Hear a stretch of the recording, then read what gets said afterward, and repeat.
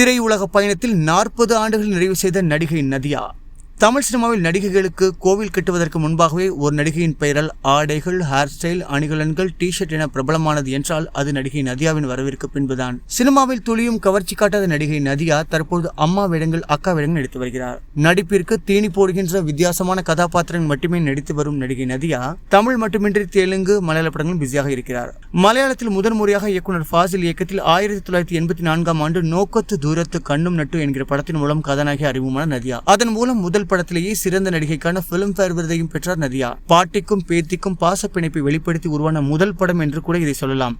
தன்னுடைய முதல் படத்திலேயே மோகன்லால் மற்றும் பத்மினி போன்ற ஜாம்பவான்களுடன் இணைந்து நடிக்கும் வாய்ப்பை பெற்ற நதியா இந்த பிப்ரவரி மாதத்தில் தன்னுடைய 40வது வருட திரையுலக பயணத்தை வெற்றிகரமாக முடித்திருக்கிறார். இந்த படம் தான் பின்னர் தமிழில் 1985ஆம் ஆண்டு பூவே பூச்சிருவா என்ற பெயரில் ரீமேக் ஆனது. இந்த படத்தில் பத்மினியுடன் நடித்திருந்தார். இடையில் சில வருடங்கள் நடிப்பை தூர ஒதுக்கி விட்டிருந்த நதியா தற்போது மீண்டும் முக்கியத்துவம் வாய்ந்த கதாபாத்திரங்களில் தமிழ், தெலுங்கு, மலையாளம் படங்கள் நடித்து வருகிறார். குறிப்பாக M Kumaran son of Mahalakshmi திரைப்படத்தில் ஜெயமரியுடன் நடித்திருந்தார். அது மட்டுமின்றி தாமிரபரணி திரைப்படத்தில் விஷாலுடன் தவிர பல படங்கள் நடித்திருக்கிறார்.